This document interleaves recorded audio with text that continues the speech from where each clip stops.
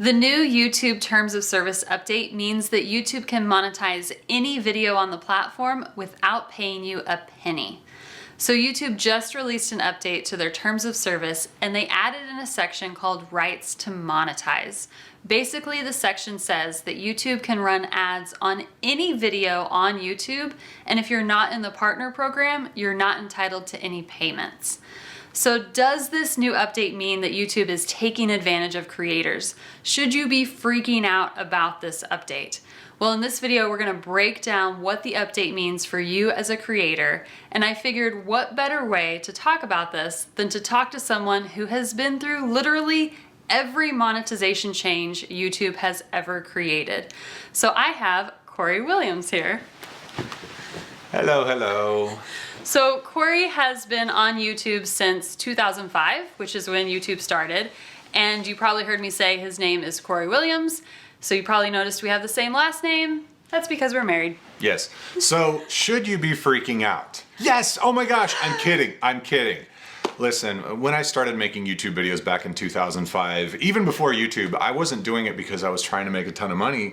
I was doing it because I had a ton of opportunity, because I had a ton of ability to be able to speak to the world, to share my thoughts, ideas, and art, and all the things that I wanted to post out there. Yeah, I want to take that back. So you started making YouTube videos in 2005. The partner program didn't start till 2007. Something like that. So what was that like? You were one of the first 10 partners.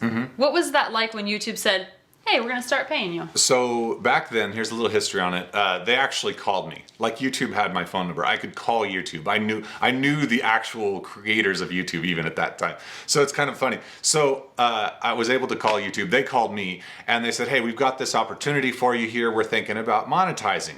What's monetizing? Well, here's what it is. And what they originally started doing for the first 10, I think maybe first 20, 25 people they did this for, they actually just said, here's a paycheck. Here's like an amount of money that we're just gonna give you. And it wasn't based on the amount of ads. They were just giving us money because we were kind of their guinea pigs at the time. And hey, I'll take money to be a guinea pig, you know, because I was already doing my thing. And I was already, the reason I was chosen as one of the first people is because I was already making money through branded deals, sponsorships, and all that sort of stuff. And I think I'd already had like 3 different sponsors at that time when the partnership had happened, because I'd been getting paid since 2005, not by YouTube, but by other businesses that I had, you know, worked with and reached out to work with me. Think about like YouTube as a business, right?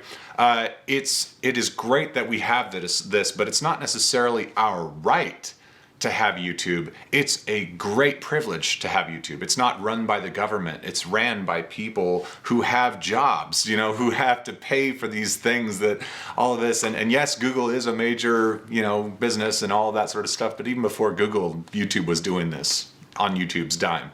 So what I'm getting at here is, if you are on this platform just because you're trying to make money, you're on it for the wrong reasons anyhow.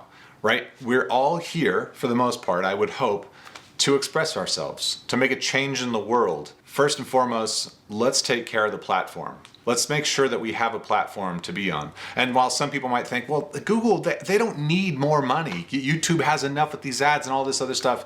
Well, think about like the percentage of videos out there that aren't monetized, right? Think about all the videos out there that are like maybe how-to videos on how to fix that one part on your car that some guy named Ralph made back in 2007, 8, whatever, you know, and people are still watching that video and it's not monetized. Well, it's like YouTube could be making money off of that little bit just to help support the platform, right? They're not asking you for money. They're doing this collectively just to help support a little bit more. Look, we're in tough times right now, you know, with this whole pandemic that's happening, with you know, ad money being kind of all over the place, you know, with all the things that have happened. We've had COPPA come through, which is like a Child Protection Act that was like, what was it, like 20% of YouTube's overall revenue got hit? Maybe even more than that. And then a lot of other brands and stuff like that that are just still sort of afraid of putting themselves on YouTube because of things that happen, like, you know, the whole Logan Paul thing that happened a little while back and other little controversial things. Because we're independent creators, you know, we tend to drive YouTube's ad revenue up and down like this. So yes, I personally think this is a great thing. And while it would mean that there are going to be a little bit more ads that you're going to have to watch watch when you watch videos. Well, let's think about when you watch videos. Be real with yourself right now. When you watch YouTube videos, how many of those videos come from partners, right? How many really come from partners? So not much is really going to change, because chances are a very, very small percentage of those people are people who are not partners. Like Ralph, who shows you how to put the spark plug into your lawnmower, or, or whatever. And so, take this as a way for YouTube to kind of recoup a little bit. And even for partners, this is not going to change what's happening to you already. Yeah, the biggest thing that's going to change when you become a YouTube partner, or if you already are a partner, is how YouTube pays you. So in this new section that YouTube added, they also changed that YouTube payments to partners are going to be royalty payments. That really doesn't change much, but it does give some distance between YouTube and the creators. It makes it clear that YouTube hasn't hired you as a creator as a contractor to create videos for them. You're just creating videos, uploading them to YouTube, and YouTube is paying you royalties for any video or any money those videos make. Exactly. That's the other thing too, is like if you're concerned about YouTube ad money, like YouTube ad money is just kind of a perk. It's always been a perk, even for our channels. Like it can be really good, and sometimes it's not. I mean, that's just the thing of it. My YouTube channel just for kids. Man, I'm pulling in, I don't remember how many views it was per month, but I think it was like 20 to 30 million views each month. And the money's like this. You can never be like, I know exactly what I'm gonna get paid this month. So it's best to just go, what I get is what I get, and whatever the ads come are what they are. But like, if you want a more stable, more solid ad revenue, then you've got to work with yourself, with other brands and stuff like that, to really bring them in so that you can do more. I think there's a mindset shift that has to happen, because a lot of us think about YouTube as, oh, I'm a full-time YouTuber. I do YouTube full-time. But really, YouTube is the vessel that connects you with an audience. And it's pretty cool to have a platform where you can do that for free. You don't have to pay to get in front of an audience. You can just do that on YouTube. And I would argue that probably all of the top YouTubers, yeah, they make YouTube videos, but that's not their core business. Like, they are the brand, they are the business, and they're using YouTube as a way to get themselves or the brand in front of more people. So I think it is a big thing to, yeah, YouTube ad revenue is great and being monetized is fantastic, but that shouldn't be the only thing you're after. So should you be freaking out about all this? No, consider it a good thing. And don't freak out. Focus on yourself. Right now is the wrong time to freak out about anything outside of inside of you. Like, you need to be focused on what's in here and what you're putting out there, not what's coming in this way.